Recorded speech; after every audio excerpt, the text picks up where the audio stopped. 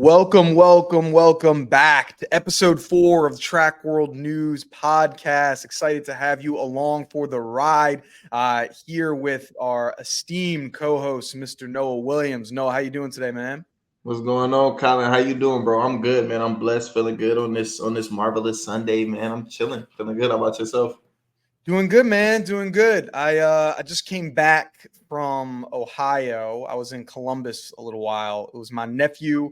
He qualified for the state championship for 7th and 8th graders out in Ohio. He goes out in school over there. So I was over there watching him run. He does the 4x4. And so their team went out and did their thing. Didn't perform as well as they wanted. It was a little bit cold. You're sitting there. They got there at 2 p.m. sitting in the cold until 7 o'clock, but it was still exciting for him. First ever state championship for him to go down. He took the family record that I had of youngest state championship qualifier because I ain't never qualified in middle school or anything like that. So it was cool to see him. So it was a nice little weekend, that's for sure. That's cool, man. Hey, shout out to Columbus, Ohio, the 614. It's a lot of cool stuff going on out there, man. It's a beautiful place. A lot of beautiful people from there as well. There you go, for sure. There was some crazy time. There was a guy. I swear, they got to check this birth certificate. I don't think he's 14.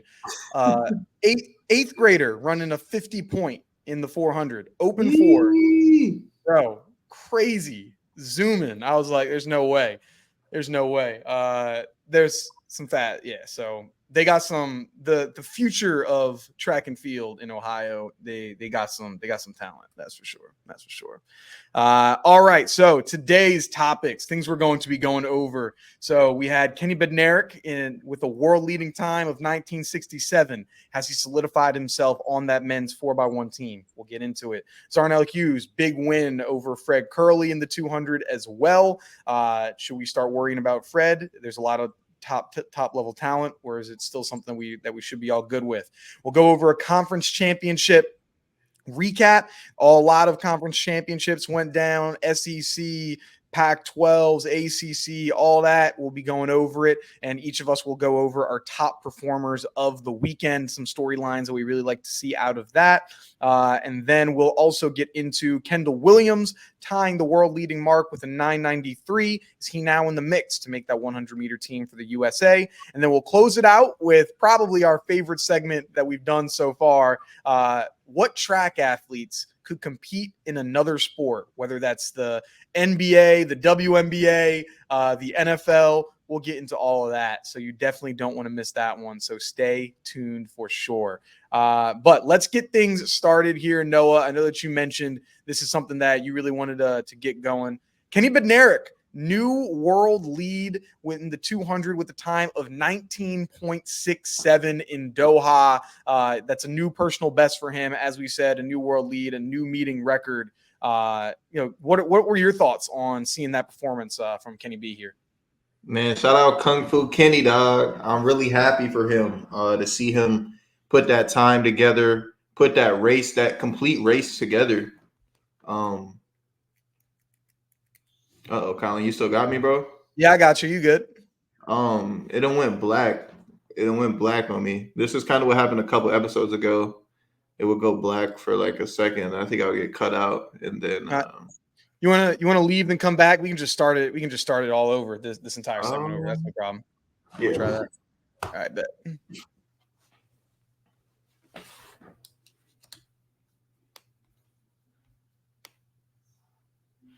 All right, we good? All right, you got me. Yeah. It must have just went out on my end. Was it cool on your end the whole time? Yeah, I could see you and all that. So we were good. But right, I'll edit all that out. We'll get started right from the Kenny Bednarek. All right, so first thing that we got going on, Kenny Bednarek runs a new world-leading time in the 200 with a time of 19.67 at Doha Diamond League. New personal best for him as well. Meeting record also there. I know you're feeling pretty high on Kenny Bednarek. What were your thoughts when you saw him with that performance, Noah? Yeah, man. Shout out Kung Fu Kenny, man. I was happy to see this time. I was happy to see this performance for him.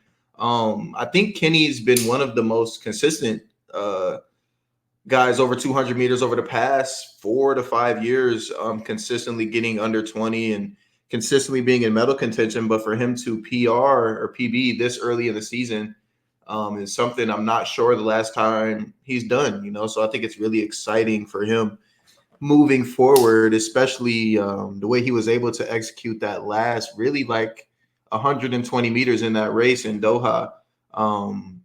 I think it was Courtney that was running on his inside. Ran up on him like kind of early, like earlier than I had expected, but Kenny didn't tie up. He just ran a really good race, and obviously the time was great. So I think he's applying some pressure to the rest of the world. I saw some Twitter fingers. After Noah started to stir the pot a little bit. Something like, like congrats on the World League. Like I'll take that in a few weeks or something like that.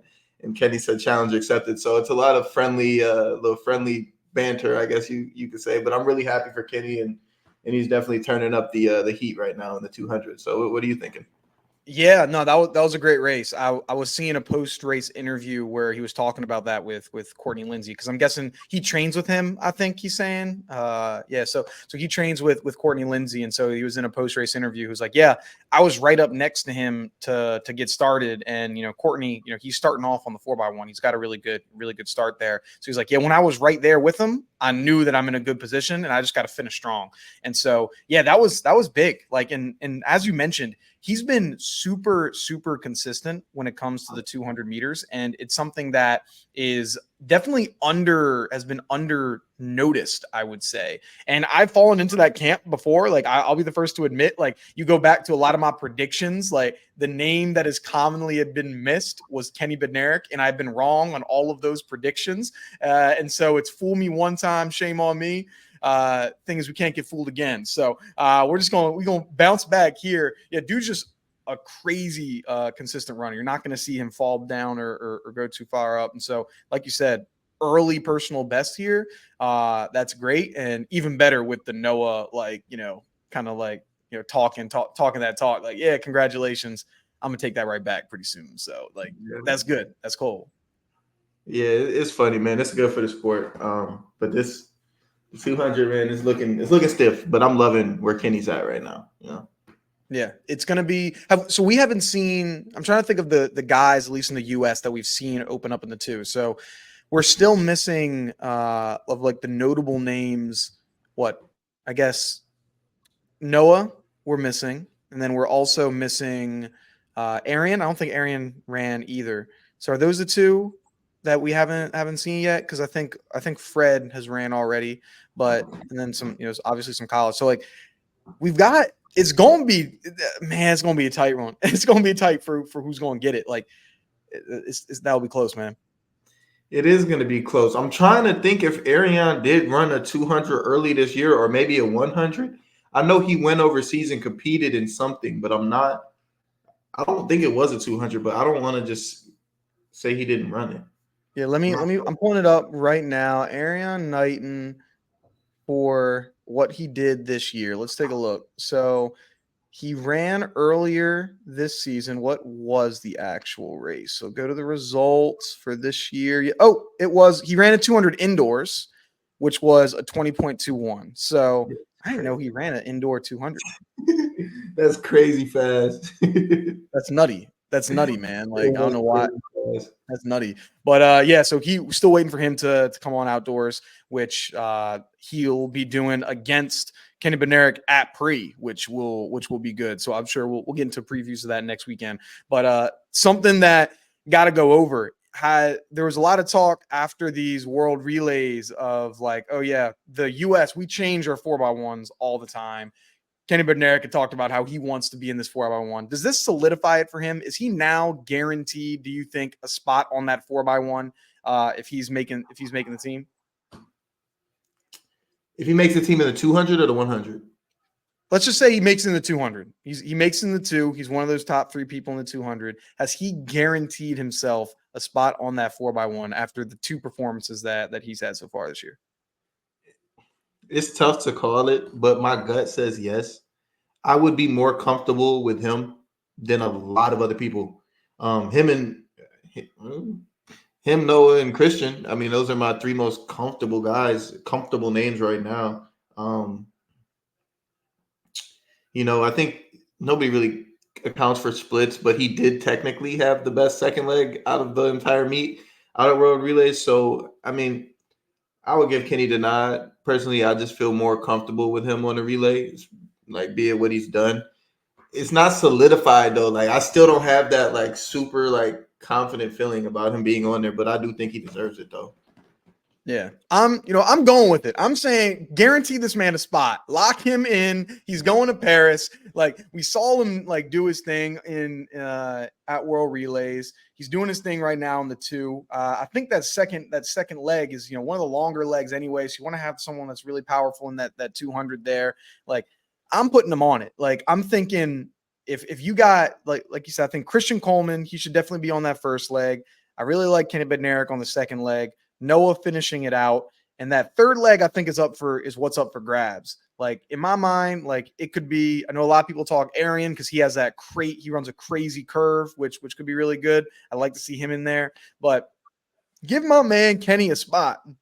You put him in the world relays, give my man a spot in that final, man, for the Olympics. I gotta see it. So I'm putting it out there. Kenny, in Colin Waitzman's book, you are guaranteed going to the Olympics in the 4x1. Congratulations. So that's my take for the day.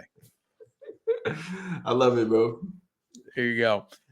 Let's stick over with the 200 on the pro circuit. We had Zharnel Hughes got another big win here. Beat Fred Curley in the 200 over in Jamaica with a time of 19.96. Fred ended up coming in second place with a time of 20.17. As a note, this is the third time we've saw that third time in a row from Fred getting a loss. He did that he didn't have 3 losses in a row all last season.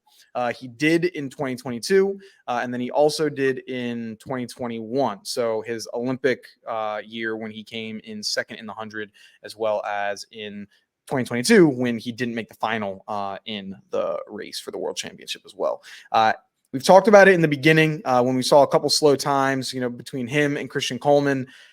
Now, 3 or 4 weeks later, is this time to panic? Is it time to talk about Fred, or is he going to figure it out later on this year? I'm not panicking on Fred, man. I think Fred is too much of a proven big-time performer for me to stress out what he's doing early. Everybody's program's different. Everybody's, their mindset as to what they're working on right now is a little bit different.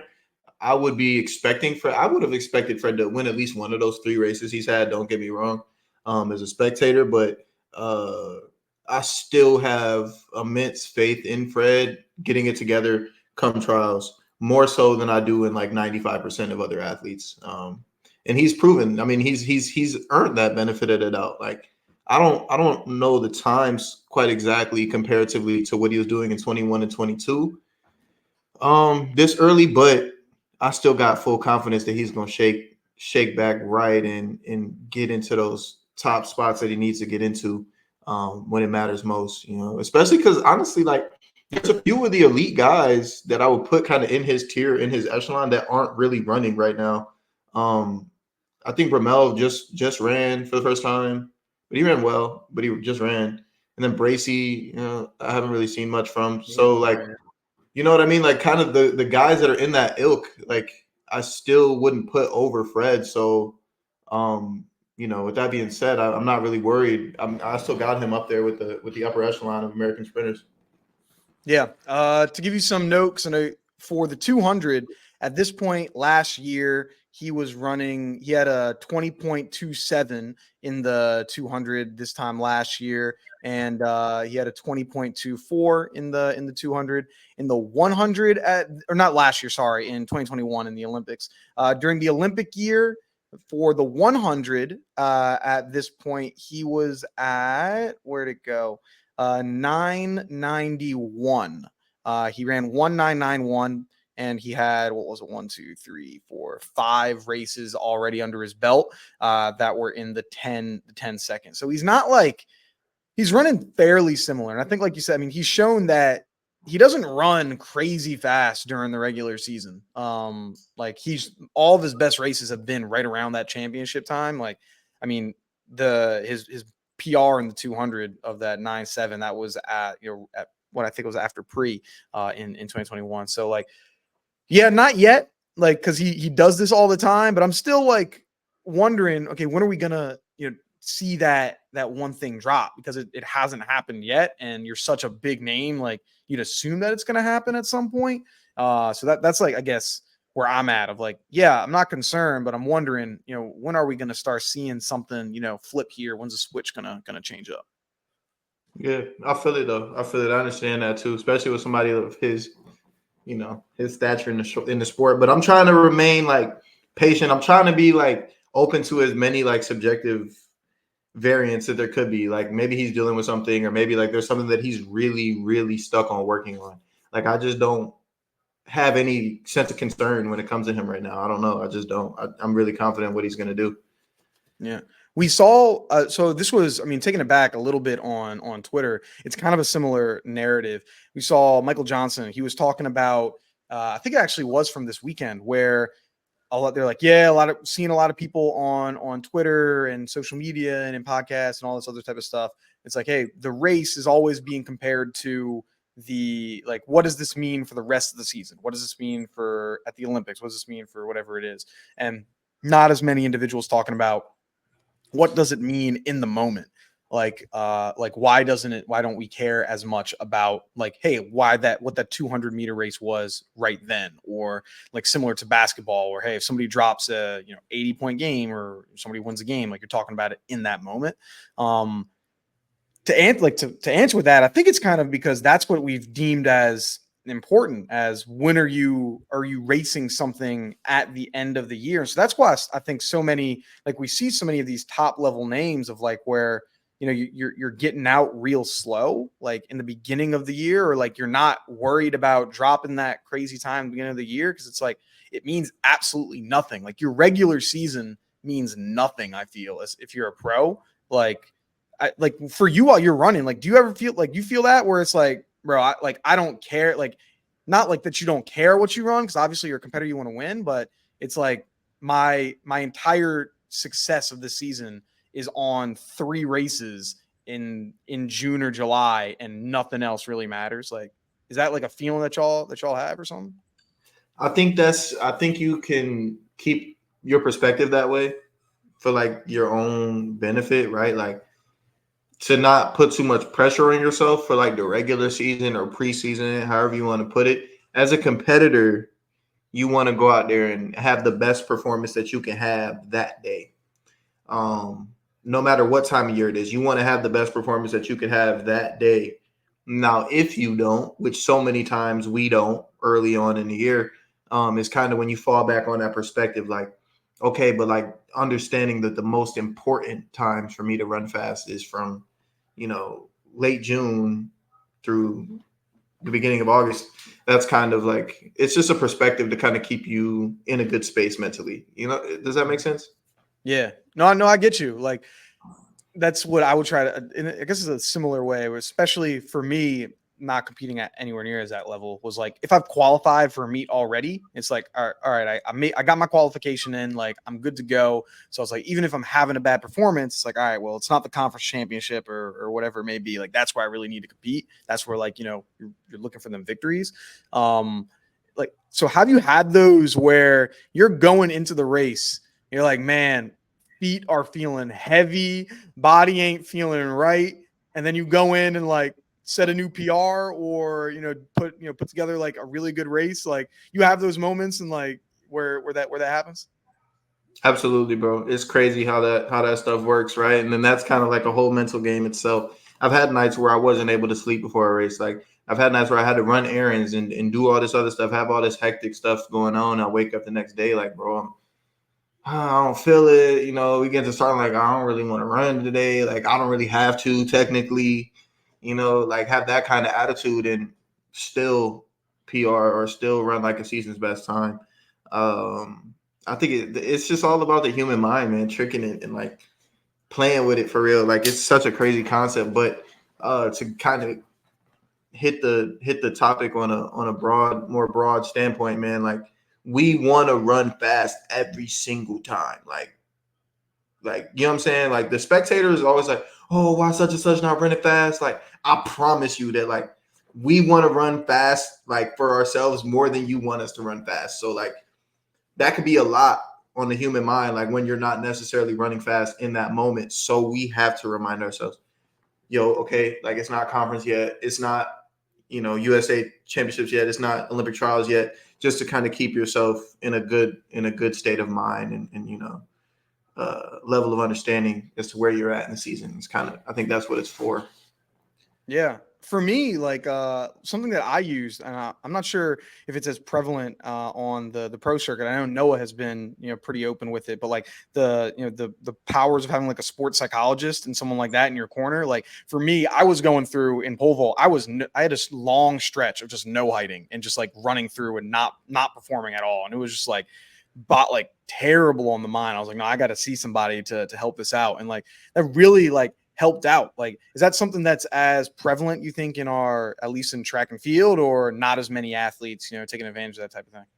I think a good number of athletes are taking advantage of it.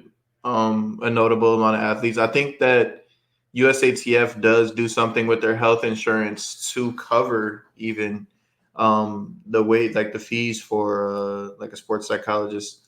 But I think it's good for the game. I think it's good for the sport. I had one in college. I don't have one anymore. But I think it's good. I think there's a good amount of athletes that are open about it, and Noah's a huge advocate of it. Yeah. Yeah, it helped out a little bit. So I can imagine, like, yeah, especially you're about to line up for an Olympic final. Yeah, I can only imagine how many, the thoughts going through, right before when you're in that green room, man. So no, for sure. All right. So then for the last thing on the pro circuit, we'll get on over to the college side of things. We had Kendall Williams running a 9.93 in the 100. I guess you could say a big breakout performance, a new personal best for him, tying the world lead for him there in the 100. Is he putting himself in that conversation for now being a potential member of this 100-meter team for Team USA? Yes. I don't want to be like a homie here. Some of y'all probably know I train with Kendall as well, but I would say yes, absolutely. He's running fast. He's ran at least 10.0 for the last 2 seasons, or maybe 3 seasons now at this point. But Kendall's been good. You could track him even back all the way back to high school. He was doing U20 things and putting out special performances all the way back then. So Kendall's always been a talent to keep in mind and keep in consideration. So this year I would definitely, keep an eye on him as to how he's progressing through the rest of the year. And I think he's definitely in contention to make this team. I would not count him out for the slightest right now. He looks good. Yeah, like it was big for him. Like I think so. He had 9.99. He ran, what was it, in 2022, and then he also ran a 9.99 in 2018. And then he has a bunch of like 10.0 and then 10.1 type things. And so this was like a real big, moment for him of like, all right, now I'm tied for fastest guy in the world, which is crazy that the high schooler still tied for number one here, Christian, who also ran a 200, which was really good as well. Just came right behind Josephus Lyles in it. But so that I think this is definitely a big moment for him potentially of, like, can we get it? Can we get there? Because he's made some has he made an individual senior team yet? I'm not too sure. I know he's made as on a relay, but like to get here for that potential overall like team or overall individual, performance, like it's going to be good. It's like we're seeing a lot of athletes that are hovered around that 9.9 mark. So if you get one good race, man, I mean, he can make it, but I think there's still a lot of big names for him. So it's going to be close. So we'll have to see what he's coming out there. So I mean, you're saying you're competing, you're training with Kendall. So with Kendall, you got Noah in that training group. You guys got a lot of just dogs in your group. First one, do you guys have like a name for your training group? I know we've had like tumbleweed and a whole bunch of other things. Y'all got a name, and what's it like over there at practice right now? Yeah, it's called Pure Athletics. That's that's the name of the group. But I mean, training is always cool. Like training is always cool. Like it's a really like encouraging environment. I think you see a lot of special things every single day. So it's almost like you get like numb to it or accustomed to it, right? You're seeing crazy things over like short sprinters. You see them doing stuff. Or the long sprinters, you see us doing our thing and lifting crazy weight and doing crazy things. I think it's just a special place where there's a few special humans there working together. So yeah, that's how I say it's like in short.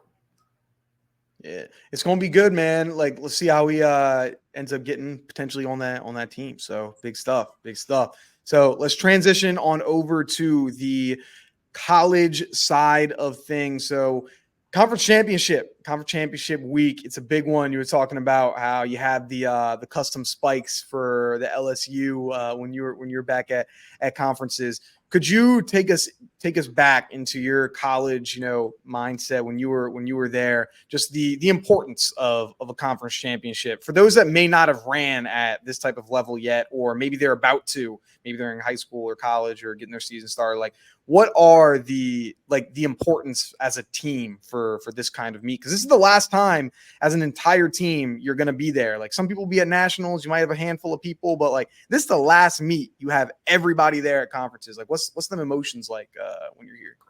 I think this is a very tense time for any college program, right? Like the whole year you're constantly having your meetings and it's always like win conference, right? Like whether it be like the MAC conference or the Big 12 or the SEC, like always like win conference, win conference, win conference. And you get to the conference meeting, you see all the little banners set up, the teams set up, it's kind of like the energy is just more tense. I think it's like the most special time to put down a real performance. Like that's kind of when you get stamped in college.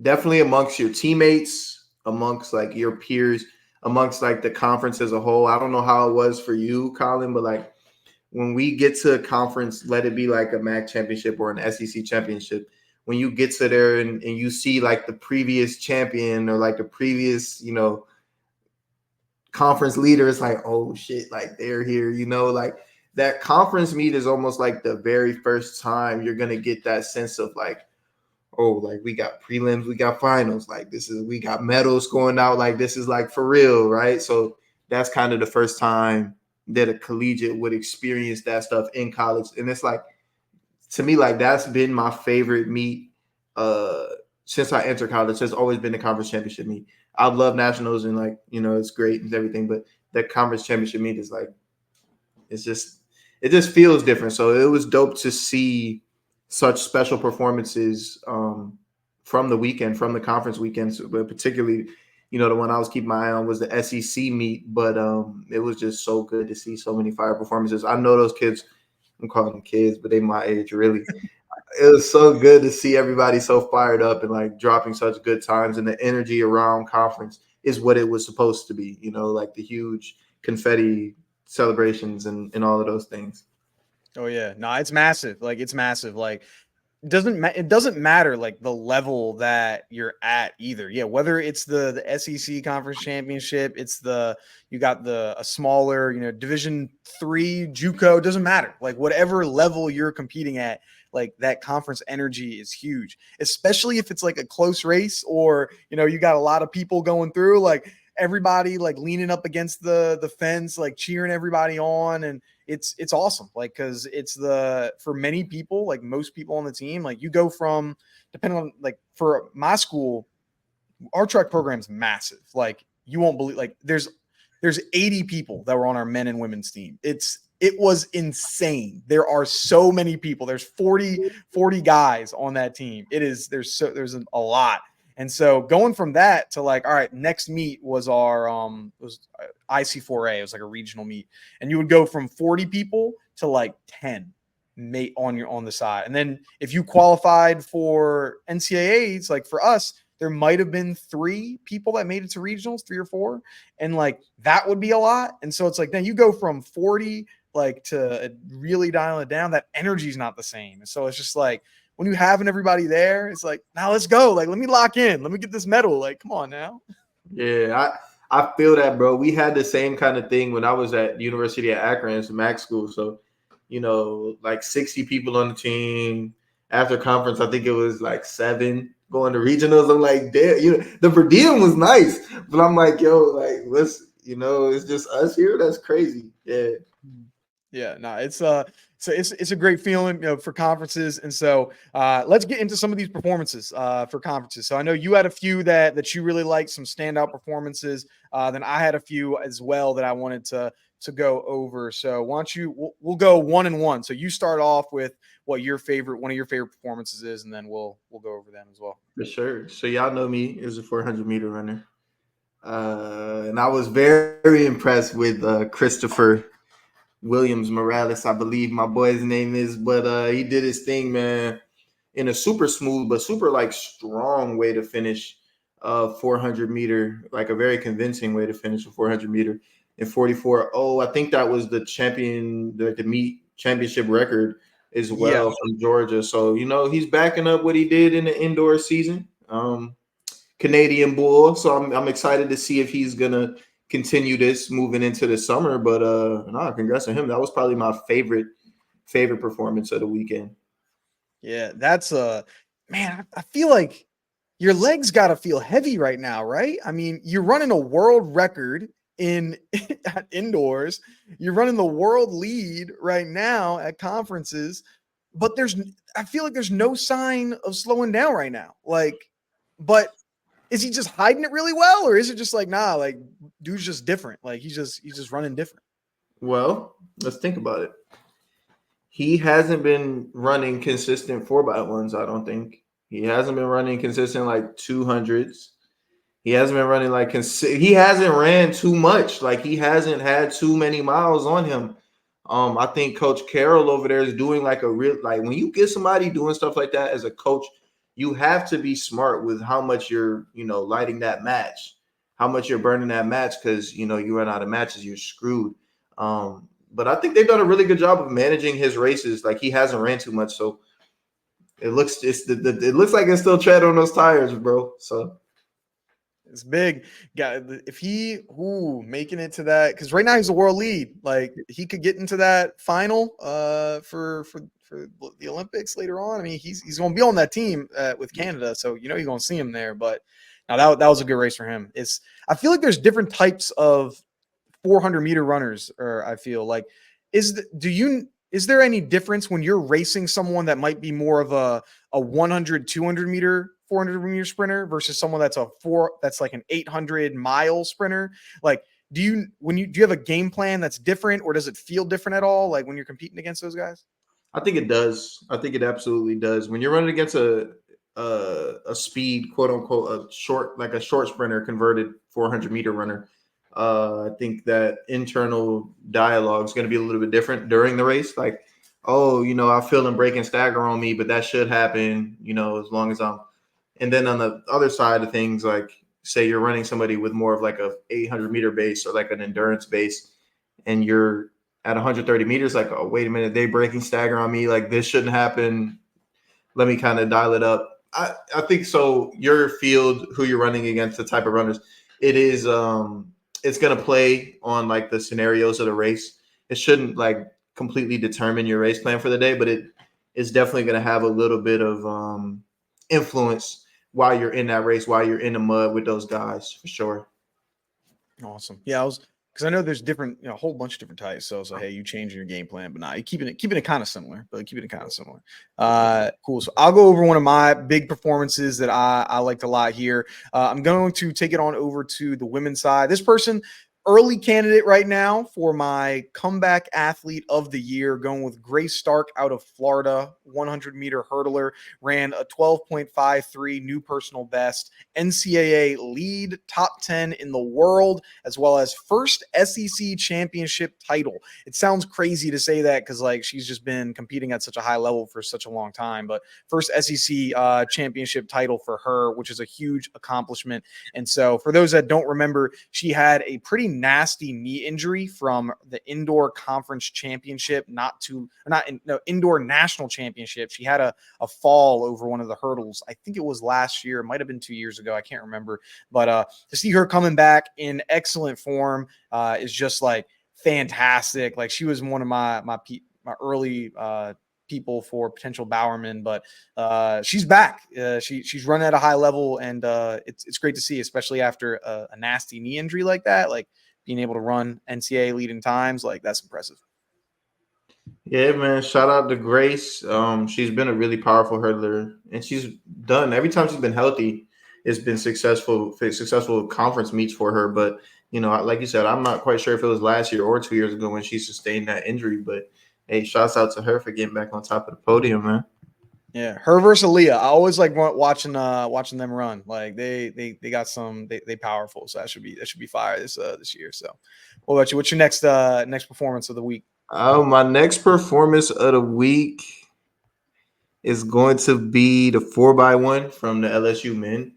I was just double checking to see the time officially, but I believe it was like a 38-1 or 38. It was 38.19. Yeah, 38.19. Yeah, 38.19, and that's like stupid. That's stupid fast, bro. Like that's crazy fast. So, shout out to the LSU boys, man. Got it done. Got another relay title under their belt at conference, man. I was super happy to see this from the guys, man. They were sliding and having fun doing it. So that was actually my number one. That was my number one. But I had to say the number two. But yeah, so the LSU men's 4x1. Yeah, you see LSU on Twitter when they posted like the it was how to run fast, and it said step one. It had a picture of Coach Schaefer right there. Yeah. I saw that. That was stupid. I was like, yeah. Step one. That's all you got to do. Just like run for this man. Like, could you bring that in? Like, there's been such a history with. I hear all these people talking about like he's one of the big names of sprinting. Like, what's the coaching style? What's it like working underneath him? Like, why is it that LSU just year after year after year continues to have these top sprinters here? Okay, so this is what I think. So, Coach Schaefer, he obviously demands greatness. Like first and foremost, like he demands greatness, right? Like that's the standard. Every day is greatness. Every day you come in, you're gonna bust your ass every day. Like for like the working standpoint of it. But I think the thing that separates him from a lot of other coaches in the sport, especially, and I have to give him credit because of his generation, like he's old, like he's not a young man, is how like he creates an environment that everybody's really comfortable being themselves. And like there's no real way to understate that, right? Because if you're yourself every day, obviously we're gonna work hard. Like you put like 20, beasts in the same room, like everybody gonna go beast mode, that's gonna happen. But like the fact that we could all be ourselves, the fact that we could all have fun and like literally just be ourselves and not have to compromise character, and we could just go out there and run. I think that's kind of what separates him. I've had coaches, this is the dress code today, this we gonna walk in like this today, and like there's structure with Coach Schaefer, but like we have so many personalities on our teams, and he never tried to like compromise those or like change those. He just let us be ourselves and let us have fun and even encouraged us. You know what I'm saying? But like everybody got their own little side jokes with Coach Schaefer. You know what I'm saying? He kind of embraces you as a person. So I think that's the main thing that's gonna, because everybody's script is damn near the same with workouts. Like everybody doing the same workouts. It's not a workout. It's more about him as a person. Like be you and go do great. That's kind of why I think he's such a great coach. Yeah, it's just like the secret recipe that ain't that much of a secret. Like let people be who they are. Like you gonna do that work. So like, hey, you can be you, but you gotta finish these dang 350s. Like, you want to do this? Like you can do that. You can wear the chains. You can be loud. You can be excited. But you better split this 350 at the right time. Or yeah. So, but shout out to him, man. Like, and also shout out to him for getting another women's team title at the meet too. Mm-hmm. So that's huge. Big. I guess we'll talk about it before NCAAs, but they got that chance. They can do it for an NCAA title. I mean, taking down Arkansas, like that's big. That's big, especially at SECs. I feel like Arkansas just got depth on depth there, so that was a big win. I'll go on over to another conference performance that I saw. We're going down to the Division III level for this performance. Sam Blaskowski out of UW La Crosse ran a new NCAA Division III 100-meter national record with a time of 10.09. Dude was sliding. Under the comments of this post, everyone's talking like, "Yo, get this man in D1. What's he doing? He's just a junior too. Super fast, super quick. Like last year was very impressive. He's ran a windy 9.9 already. It was pretty hefty win, but still, he's been running fast. He's been this for a little while, and so we're seeing it more and more often. I think it was Benjamin Asmati not too long ago. He was putting up numbers at the Division II level. You had Trevor Bassett putting up numbers at the Division II level not too long ago. Cordell Tinch putting up numbers on the Division II level last year. Like, we're seeing more and more people. Like, I know we've got a lot of individuals like, oh, fastest people are always in Division I, Power 5. If you're not a Power 5 Division I runner, like, you ain't fast. Like, that is just not the case at all. Like, you got dogs at every level, at every school, there at every conference. You have an opportunity, and just like, shout out Sam, man. Like, that was just, he continues to put the world on notice, and like that's impressive. 10.09, that's great. Yeah, shout out to bro. I got a lot of love for anybody getting it out the mud like that, man. It's tough. I think people don't understand how tough his daily obstacles probably are, man. So shout out to that boy.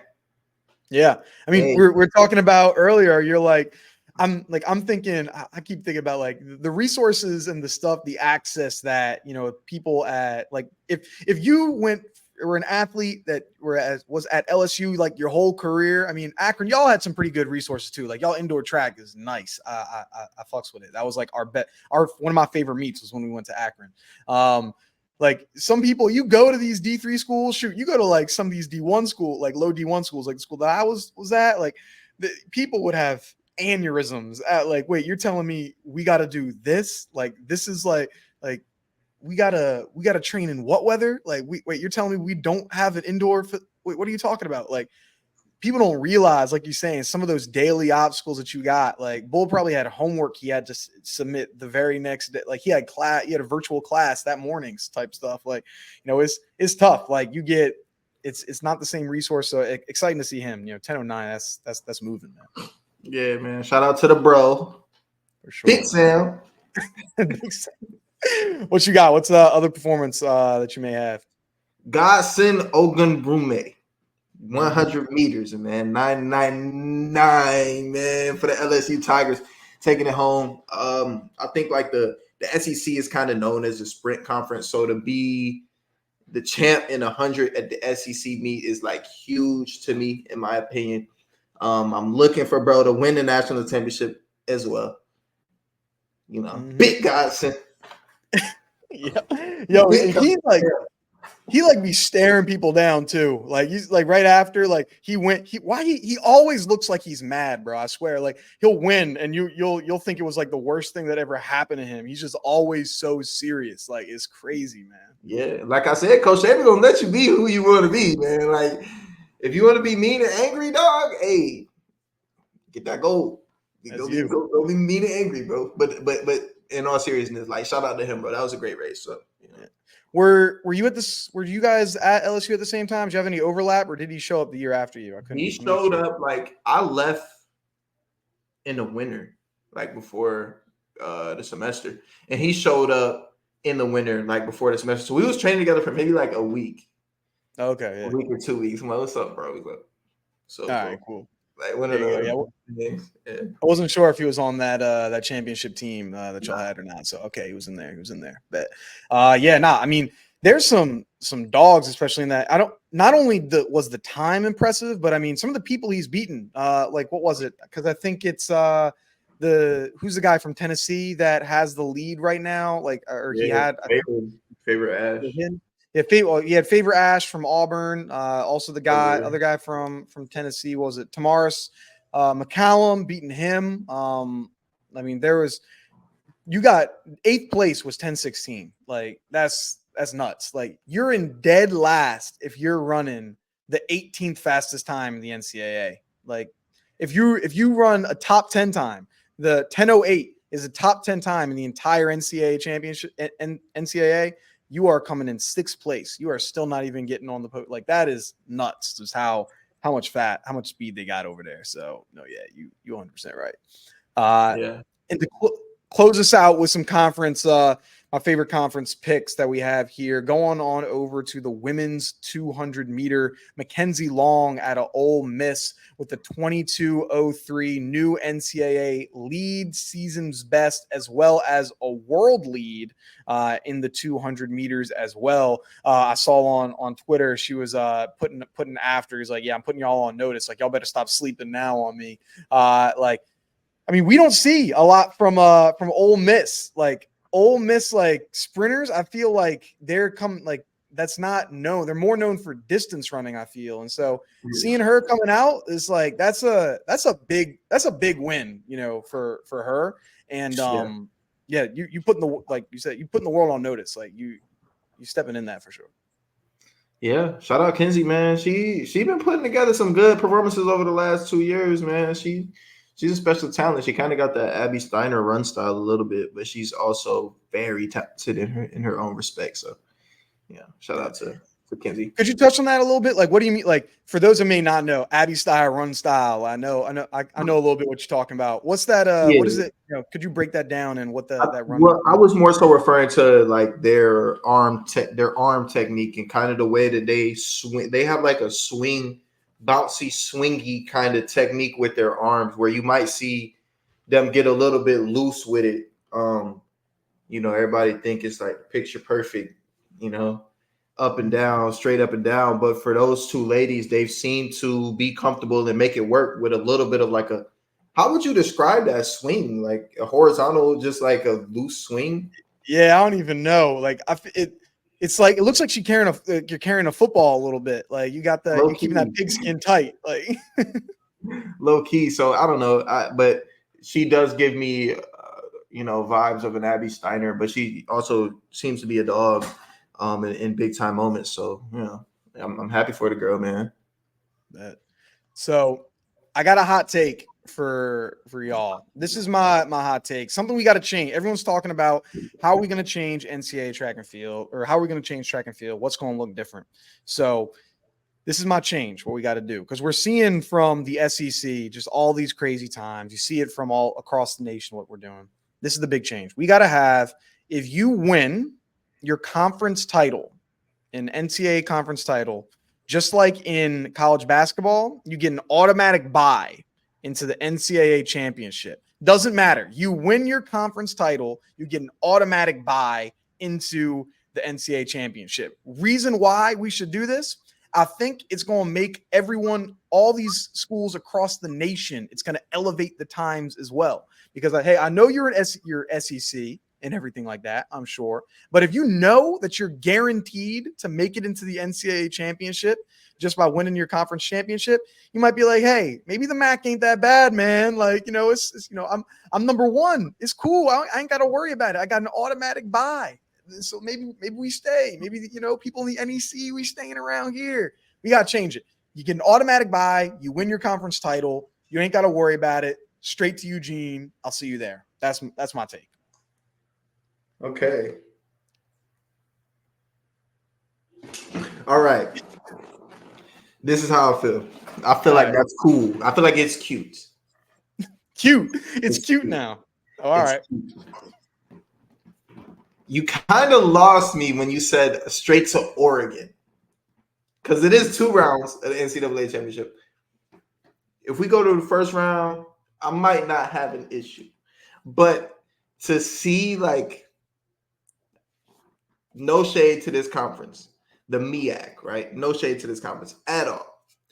I don't want to go. I just went through a gauntlet of guys in the SEC, and I ran 20.41. Let's say I don't want to lose my spot because some conference champion ran 21.6 and bumped me out. You feel me? So it's cute, and I think that those winners, there is a way to reward them. But the automatic buy, I'm not sure I could get behind just yet. All right. Not so yet. So then what about this then? What about this? So what if it was you get automatic buy into just the NCAA, the prelim. So you're automatically in the prelim, you win your conference championship. Would that in your mind be a little bit better? It's tough. It's tough because I can't compromise a guy that's just faster. I can't, I can't. I feel, bro, like, congrats on winning your conference championship. Like, you should be proud of that. But like, now we're on a different level that you haven't quite been able to reach yet, and that's okay. But I gotta give this 20.4 guy the nod, bro. Like, he got 28th at conference, but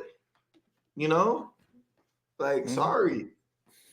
What if you allowed more people into it? So what if it was like, hey, since we're having more people go, we don't want to take away spots from people that are like so talented. Maybe we add more positions. So like, hey, instead of it being top 48 in the nation, maybe now it's top 54. I don't know, something like that.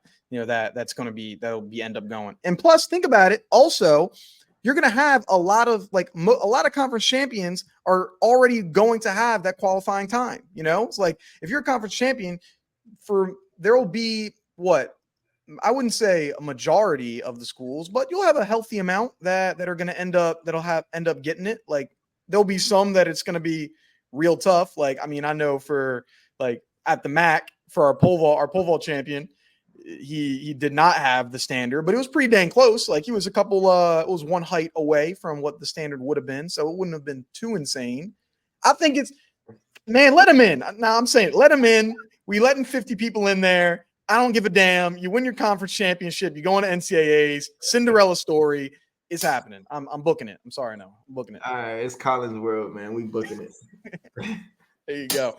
All right. So yeah, conference championships, great week. For those that didn't see it, there's some other just crazy stuff. We'll do quick hitters here. Big 12 championship is the last year with Texas in there, but they got people running. There were people starting their race at midnight, man. Like what would your I was talking to one of the guys that was running there, and he was like, yeah, I've been at this track since 4 p.m. and I'm not running until midnight. Like, I would be so pissed if that was me, man. Yeah, just frustrated, bro. Hot, sweaty, tired, annoyed, frustrated. Just let me go home. I ain't doing this. Just let me go home. That's a horrible job by the conference. Yeah. They unfortunately, for those that don't know, the reason they couldn't postpone it another day, because it was raining in Waco, was BYU isn't allowed to compete on Sundays, apparently. So they're with their the religious religion, they're not allowed to perform on Sunday. And so unfortunately they couldn't postpone it another day. Like a lot of schools probably would have. So they're like, nah, we gotta get this race in. we gotta start. You gotta start y'all off at midnight, man. Like that's brutal. That's brutal. So glad it's not me. I would have been heated. Name hitting the portal right away. All right, and then Big Sky. They were also got people running in snowstorms. It was a wild weekend for track and field, but we move on. So off to one of probably the more exciting of the segments that we got going off here to close us off. Recently, you've been seeing a lot of news about the NFL and NBA players talking about, how many players in the NFL could play in the NBA, how many players in the NBA could play in the NFL. Oh yeah, I would be putting up buckets. I think we saw there was one player saying 30 NBA players could play in the NFL. which is just like an insane amount. Obviously, these are the top athletes in the world, but that's still just something crazy to see out of some of this. So we thought, why not bring this to track and field? What track and field athletes do we think could go on and perform in a professional sport, whether it's basketball, football, whatever it may be? So, I mean, Noah, you got a whole starting five, here. Why don't we go through what made you pick some of the people for your stuff and go through some of these names as well? Okay, so this is my pre-disclosure statement. So I think that there's a ton of very athletically talented track and field athletes. I also think that there are some very unathletic track and field athletes that are just, blessed and get fast. And that's fine because that's what we do. And that's okay. But these particular athletes here, I sat down, I said, okay, which athletes do I really genuinely believe could do something else, could play another sport? Could I see them succeeding in? Now, other than myself on the men's side, because I could play either in the NBA or the NFL, wide receiver, quarterback, point guard. I'm just an athlete. Okay. But I really was more so drawn to the women's side of the sport and the women and the athletes and the women's. So I created a starting five basketball team with some track and field athletes, right? So I seen highlights and I seen the way she moves and I seen highlights of her shooting in the gym. So my point guard is going to be Sydney McLaughlin. Okay, that's my point guard. My two guard. So we got to have some size. A lot of different skill sets are required to be a good shooting guard. You got to be able, you got to be able to do a lot of good things to be a shooting guard. So my shooting guard going to be Anna Hall. We got some size going on. She good at a lot of different events, got a lot of different skills. Moving to the small forward. Some would say the three, the wing position, whatever. Also need a little bit of a bigger body. Good at a lot of things, skilled. I had to go with Rachel Glenn, the collegiate athlete at Arkansas, okay? Mm-hmm. All right. Now, my four, I got to have tall height, some size, a dominant force, okay? My four, Alexis Holmes. Ooh, that's good. Telling you, okay? And now my five is a little bit of the same. I'm looking for like a Shaquille O'Neal level dominance, and I had to go with none other than Shanae Miller-Weibo. So, and she's a dog. So my starting five: Sydney McLaughlin, Anna Hall, Rachel Glenn, Alexis Holmes, Shanae Miller-Weibo. Right there. That's some pressure, man. That's some pressure. You got some athletes. I got some serious talent, man, over there. Telling you. I'm going to get a group chat going with the ladies later. We're going to run some fives. Get some practice singles. Yeah, we're going to run some fives with LA Fitness. There you go. Or whatever that gym is that all the NBA players playing in the offseason. Yeah, that one. I got connects over there. We'll be over there. Yeah. No, that's cool. That's cool. I can see him. Got some talent, got some hoops. So, yeah, get that five running. Put them up against your five, my five. That's good. So I did a little bit differently. I didn't do it quite the same way. I have a starting five action. I took, hey, what are some athletes I think we could see? So we'll get things started. Abby Steiner, put her in on Team USA for soccer. Boom. We know she can compete. She competed at Kentucky. She was on the soccer team for the first 2 seasons until I think she had a minor knee injury or something. That she was like, nah, I'm looking at track. Smart move. You're doing well. I got her over there. Sticking with the Bowerman champions while we're at it, we're going with homeboy Javon Harrison in the NBA. Just really get him in the dunk contest. I'm sure he got to have a crispy dunk, a crispy 3-pointer, but I'm taking him. If we line him up against anyone, he might be able to dunk that ball like Ant Edward. I got to see it. Like, that dude's got some ups. So, I mean, you seen him hoop? I mean, I feel like you got some insight. I've beaten Javon. He has not beaten me. Just saying. I told you I could play the NBA, but continue. All right. Well, you ain't dunking over him though, can you? I'm not dunking on him. I'm gonna give him a nice lay though. I'm gonna give him. All right. Yeah, little ISO something. All right, I see it. Then we gonna go over to some NFL side of things. What I got here, I got Grant Holloway as an NFL. He was a 4-star wide receiver in high school.